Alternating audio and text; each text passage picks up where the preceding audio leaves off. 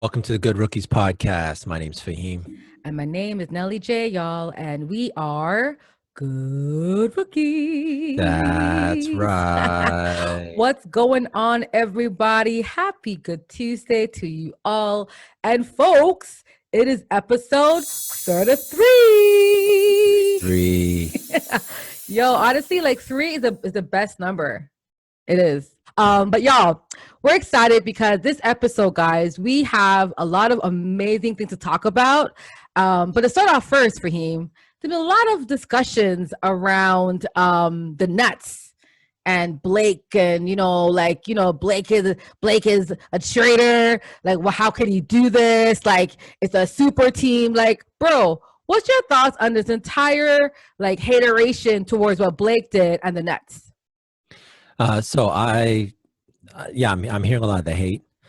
I can't say that I can join in to feel this way. I do remember maybe about a month ago, before the trade deadline, and there was just talks of Blake Griffin being bought out and not playing.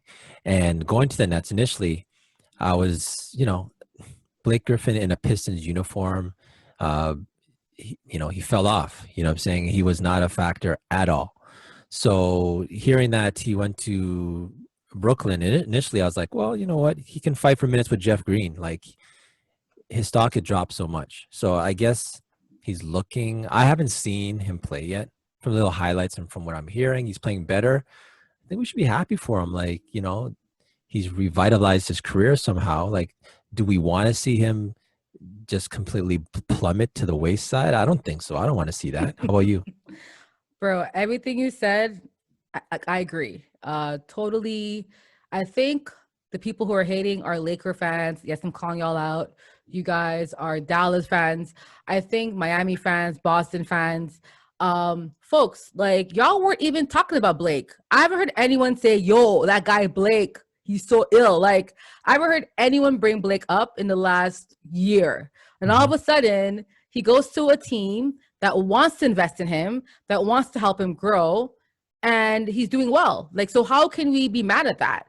I think Blake said something about, he said, everyone called him trash for so long, and now all of a sudden he's a great player. Like, he's like, pick a struggle, you know what I mean? So I agree with you, Faheem. I'm happy for Blake. The Nets, their team is playing, like, chemistry is excellent. There's no egos there. I'm loving what I'm seeing. And it's, guys, like, Clippers last year had a great team and did nothing. You know what I'm saying? So the Nets, what they're doing is special. So we got to just congratulate them and enjoy the show. That's all we can do at this point. For the first few weeks this season, I remember even after they got hardened early in the season, the biggest knock on the Nets was they had no depth. You'd look past their starting five, look to the bench, and you say, well, there's no one there, so they're going to have to beat you with their starters. Now they add Blake. Now they add LaMarcus Aldridge, and they got a little bit of depth.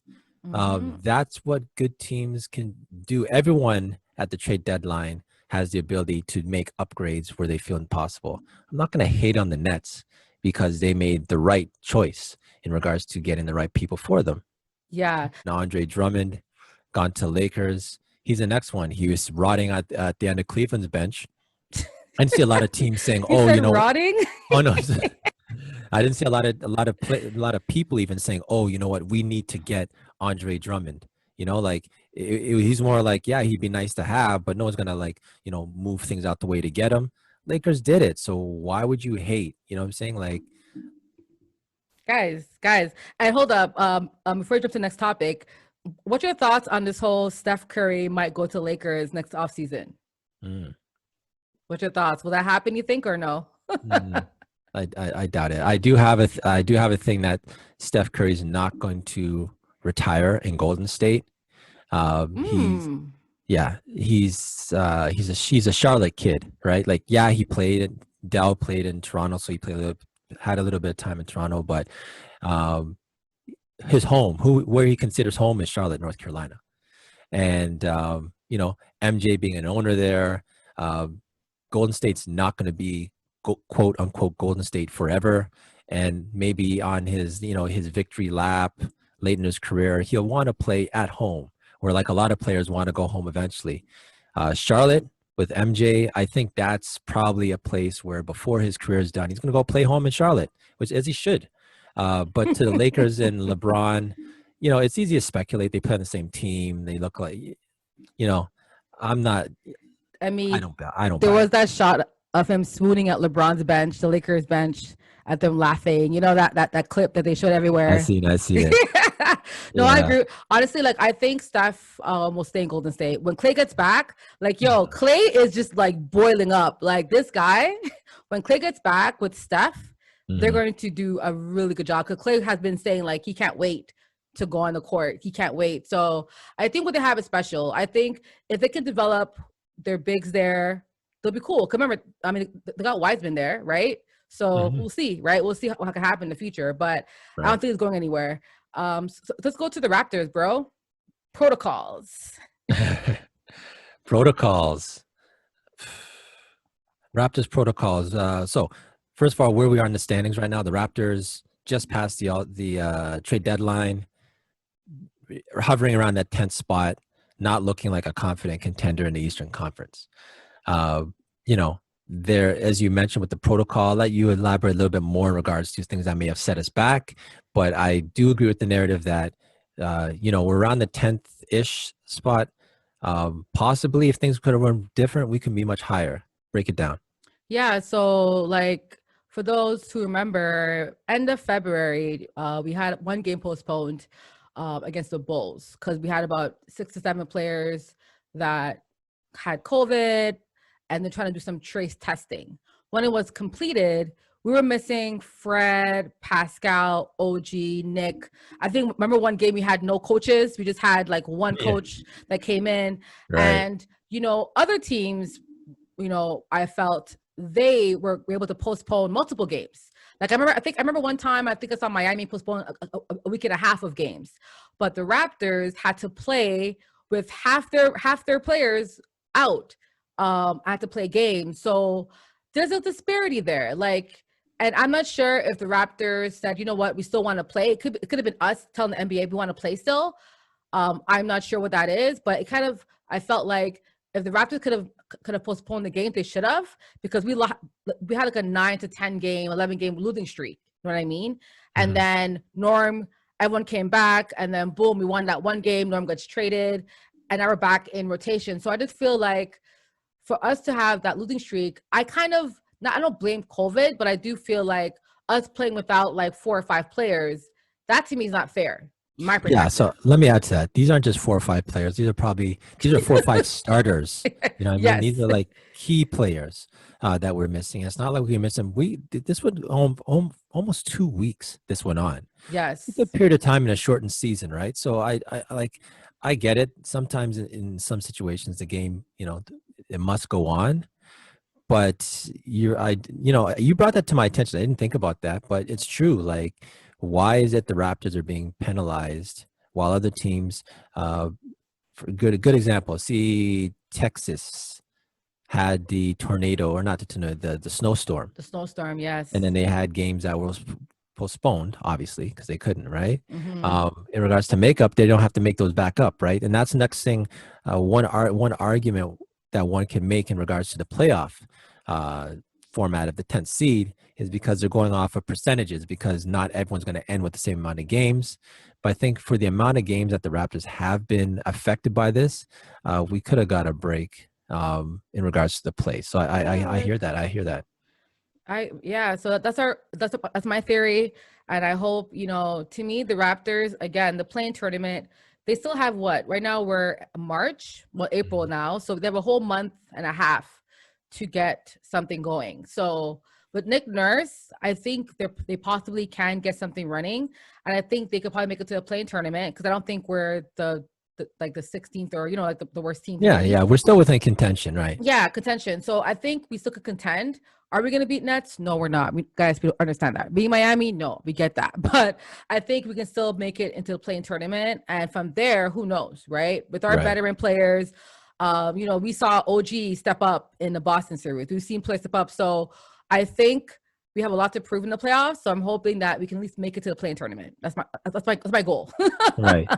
But you have to keep this in mind. When we started the season, like our expectations have been lowered because it's the fact that we're okay with the fact of just getting into the play-in tournament and seeing where we are. If we had this conversation 2 months ago, the play-in tournament would have been far off of our radar. We're actually thinking we're in the middle of the pack, right? So, Yeah. what a 2-week stint can do to you, right? Facts, man. Facts. So what about the NCAA March Madness?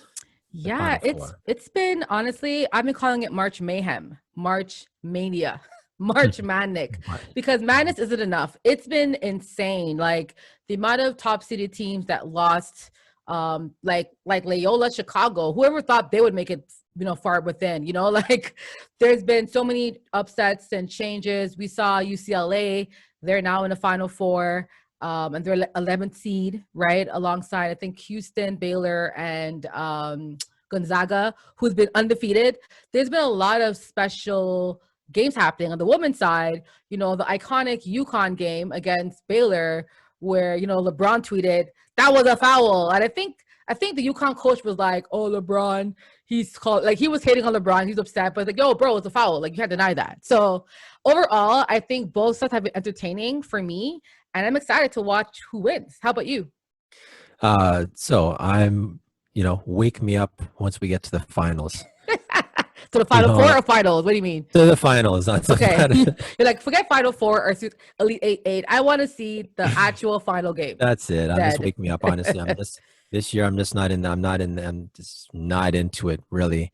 One of the things about March Madness is I'm always looking to see, at who can make an impact. I'm more thinking for next year. I'm not seeing anything about next year that's saying, hey, like, let me watch this guy or let me watch this team, like apparently I heard Gonzaga. Well, Gonzaga's team though, right. like I heard they have 4 people that would make the league. Yeah, for sure. Suggs, I guess, their point guard. He's the one, but I'm just, I like to do things because I authentically want to do it, not because everyone else is doing it. And I'm surrounded by very much a lot of like March Madness. I'm not into it, so I guess I'll be that Scrooge in regards to it right now. But I got something for you in regards to like you started with. You said March Mania, March Mayhem, March Madness. Do you know that the NCAA doesn't use the term March Madness for the women's side? They only use it for the men's side. Yeah, they use NCAA Women's Tournament. Right. And there's no particular reason why. It's not like the trademark. The trademark is actually covered for both men and women. Women don't get the title of March Madness. Odd. Yeah. Honestly, that's a whole conversation about NCAA and women, but yeah, it is very odd. Yeah, I noticed that because even like on Instagram, there's the March Madness page only has the men's games. And then there's a women's page for like the NCAA women's basketball, and that shows the tournament. So it's like, it could be marketing reasons, maybe less departments, I don't know. But I think there's also a lot more betting when it comes to the men's. Like, it could be many reasons why they have it that way. I can't speak for them, but yeah, I did notice that. Yeah. All right, we'll see. Well, before we jump off the March Madness, I want to shout out there's 4 Canadian ladies that are on each team playing in the Final Four for the women's NCAA tournament. So we have big up to Aaliyah Edwards of Kingston, Ontario. She plays for Connecticut. Big up Letitia Amahir. She plays for Saga. South Carolina, but from Saga. Big up Toronto's Rebecca Demiki, who plays for North Carolina State, and we have Alyssa Jerome, who plays for Stanford, the number 1 team overall. So those 4 ladies are from Ontario, y'all. They're from Toronto, from the 6, and they're playing in a tournament. So big up to them. Nice. Yeah. Enough respect. Well, let's go to For the Culture. For the Culture, y'all. Like to highlight individuals and folks for the culture. And today we're gonna highlight Faheem's homie. Who's about it. Master P. That's right. So Master P has been, I know, doing so many things for the culture. Like, he should be for the culture, like sponsorship. But to talk about him, his children. Like he's making kings, like, you know, kings making kings.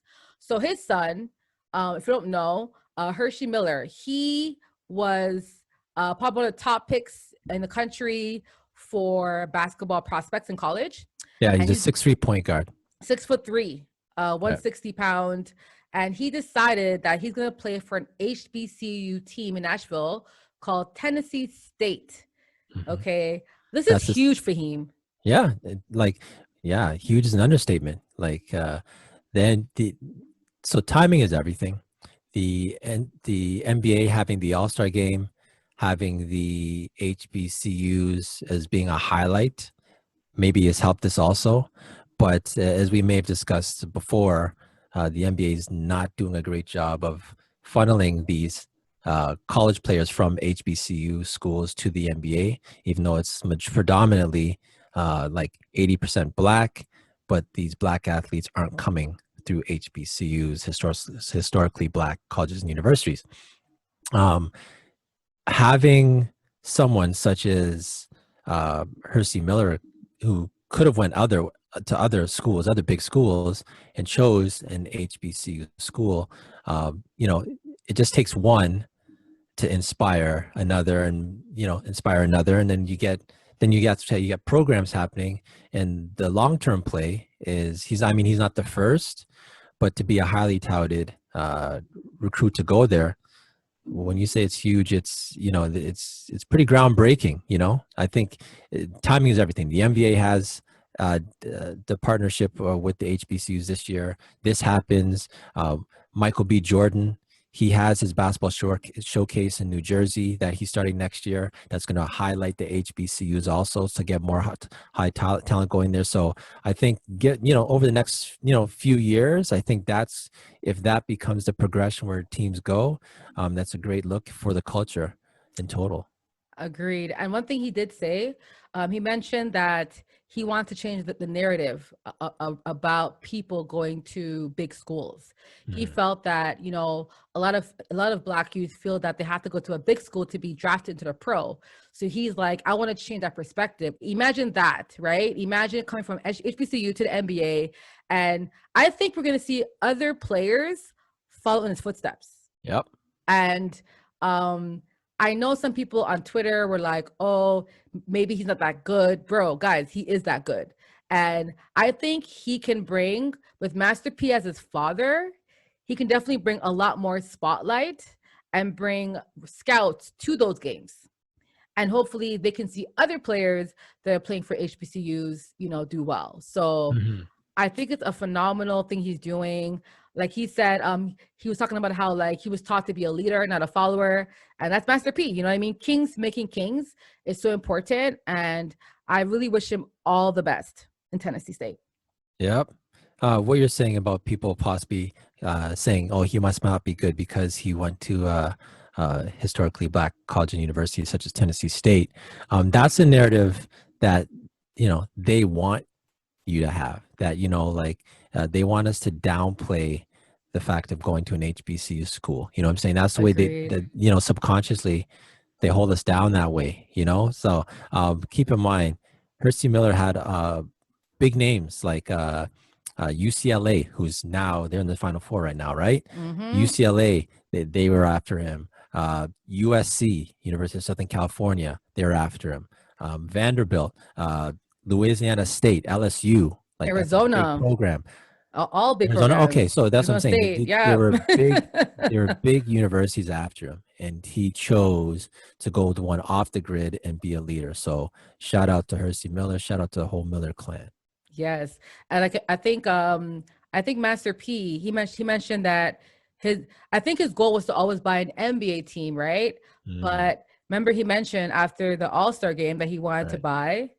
An HBCU school. Yeah, imagine that. Like, and that goes to show Mass B, we know he's on a different level. Like, but it's Whole true. other level. Yeah, we talk about like ownership of, sports franchises. He's thinking, yo, I want to own a school. Like, Forget the team. forget the team. Guys, what's a freaking school, okay? School. You know Master what I P. mean? Shout out once again. Yeah, man. No, I love it. I think you mentioned that he has another son that you're saying that he's also He good at does basketball too, an even right? younger one, Mercy Miller. I was hearing, and he seems pretty dope also. Bruh. So. Mhm. So I'm really hoping. I remember Durrell, our previous episode, talked about, like, are we still doing this March Madness without HBCUs? You know what I mean? And I'm Mhm. wondering, like, why do you think, like, has there ever been an HBCU school in March Madness? Maybe you would know. I don't know if there has Yeah, been. so, and you say March Madness, talking like that have made this to the The 64. tournament. Yeah, the tournament. Yeah, I'm pretty sure one has made the trim before, but I'm not deep when we get to like Sweet 16s or like Elite But Eights. they've made it. So Yeah. going to HBCU school does mean that you still can make the tournament. I was curious if they are not allowed to play or if they were. Oh no, yeah, it's just I don't think their program has enough. But let me just give me 1 second here, Nelly J, because that's a very good question. Yeah, so I see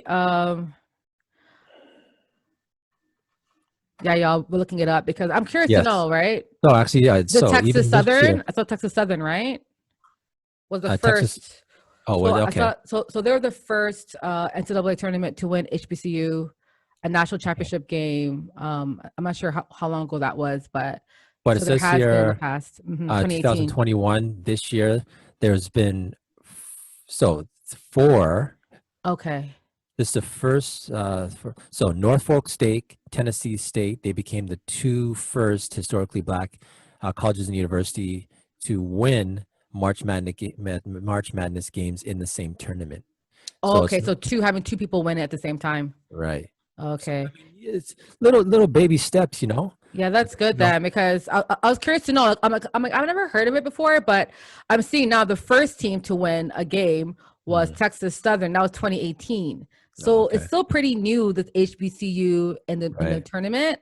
So we're kind of like living in groundbreaking, times, right? Seeing Definitely. HBCU being accepted. Definitely. So hopefully one day we'll see 10 teams or make or have a team win it. You know what I mean? That would Hmm. be dope because then that would change the Hmm. entire narrative. But baby Right. steps, baby steps. Right.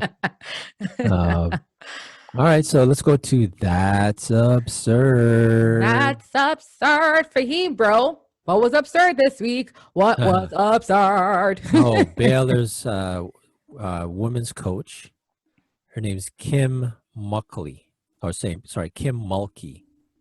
Okay. She had a suggestion after a loss that she said suggesting that they stop COVID tests for the Final Four of the women's side. And I just want to quote what she says. She says, "I don't think my words still matter." And she said this after the loss. She says, "But they need to dump COVID testing. Wouldn't it be a shame to keep COVID testing and you've got kids that end up testing positive or something and they don't get to play in the Final Four?" Okay. And then she's like, "So you need to just forget the COVID test and let the four teams that are playing in each Final Four go and battle it out," unquote. Absurd. Now, I just want to add one thing before I let you go off on this. Miss Mulkey, she had COVID Stop it, 2 months Fahim. ago. She had Stop COVID, this. so she's came out the other side of COVID, and this is what she says after she gets better and her team gets eliminated. Absurd. Go ahead, Nelly J. Okay. Folks, I mean, we're all in a pandemic, right? This is not like we're not dreaming. We're living in an actual pandemic. In America alone has had over 30.4 million cases of COVID, and they're at 551,000 deaths. Okay. And you have a coach, again, I'm quoting from the COVID actual site, okay, on diseases. So the numbers are accurate. And you have someone in March of 2021, a year later, saying that we should not be testing these young athletes for COVID because of a tournament. A tournament that was canceled last year. Because remember last year, COVID? Last year when it happened, it canceled the entire March Madness tournaments. So it's so absurd that this person can be so short-sighted and so selfish to think that we shouldn't treat these athletes like human beings first and players afterwards. Absurd Faheem? Yeah, she put her team's individual standings over like just the health of these students. You know, these they're not even professionals who are being compensated for this, and Bro, you they're want not to getting put them in paid, bro. harm's way. It's They're not just getting paid. They're getting paid for free. wow, this is just absurd on like a lot of levels, right? Yeah, I you know what you mentioned before is that like, you know, that's why I really think that like this pandemic has taught that we're all humans, right? No matter where you're from, religious creed, we're all human beings first. And COVID is not looking at skin color. COVID is a virus. And they don't care about if you're an athlete or not. You know, Fred Van Fleet, he said that when he caught Quid Yo, he said, he said how it was so bad that he wishes on nobody to get COVID. Okay, Mm. so and he's an NBA player saying this statement. We have Carl Anthony Towns, right? Lost his mom, lost family members during COVID. It's like people are so like I don't know if it's like just not connected to the other humans, like they don't care, but it's a very selfish statement, very self-centered. And I think if her team was playing in a tournament, I think she wants them to be tested. So I don't know if she's trying to be like negative or being maybe she's emotional, but what an absurd thing to say as a head coach of a team. Absurd. Top 10 for sure. Top 10. For sure, top 10. For sure. Well, so actually, maybe she's just hating. Maybe she's like, you know what, this this team just beat my team, so let's put them in harm's way and let them get COVID. Like, what? Yeah, I like don't know what she's on, but absurd. yeah, and NCAA. It's a funny thing, right? With something like that, it's like I wonder how her bosses feel. Like, imagine like you're the president of Baylor, and you're like, hold up, my staff said what on TV? Like, imagine that. You know what I'm saying? And like, imagine like how that affects recruiting, or like it's just weird. Like they lost the game, I get it, but honey, Yeah, she's clearly an anti-masker. You know what I mean? Like she doesn't believe. I think, yeah, she's just bitter. Anyway, just bitter. absurd. Absurd. All right, let's put this episode in the books. Woo, 33, 33, 33. 33. Any shout outs, Nelly J? My shout outs is to all the Canadians that played in the tournament. Big up on yourself. There are lots of ladies playing, gentlemen playing. So big up to you guys for representing the country for Canada. Love to see it. And I hope you guys are all drafted or can excel in the basketball world. How about you, Faheem? I'm keeping it quick. Shout out, baby girl Isla. Her birthday is just around the corner within the next few hours. So happy birthday, girl. Happy birthday, Isla. And we got Jomo got a shout out. Jomo. Okay, so for my shout out, I want to big up Diamond Johnson. Diamond is a high school student from the US of A. And the reason why I want to give her a shout out is because she's the first female ever chosen to compete in a national tournament with the boys. She's competing in the men's tournament for the Allen Iverson Round Ball Classic. So the 2-4K Classic that's going down April 22nd, she is competing. The other 23 competitors, all men, all high school students, all top, right? The top two guys, they're undeclared. The other 22, I guess, or 21 guys, they've all committed to schools. And then you got Diamond, and she's competing with the big boys. Iverson FaceTimed her directly to give her the news. So if you get a chance, go look up that. It's a hilarious clip because you know what she hit him with. And yeah, it's just, I'm so happy, you know, right on the cusp of Isla's first birthday that this is happening. Yes. So big up to the Diamond and all the women out there.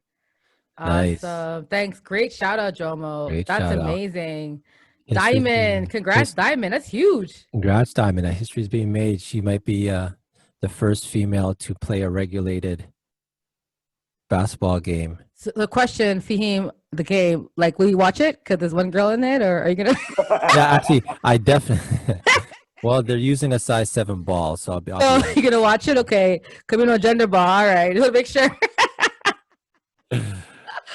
Oh, man, y'all. It's episode 33, guys. So please check out subscribe, like, tell a friend to tell a friend. That's right. We're here forever. You want to see us or hear us? We're here for you. That's Good Rookies Podcast, episode 33. And we out. Peace. Peace.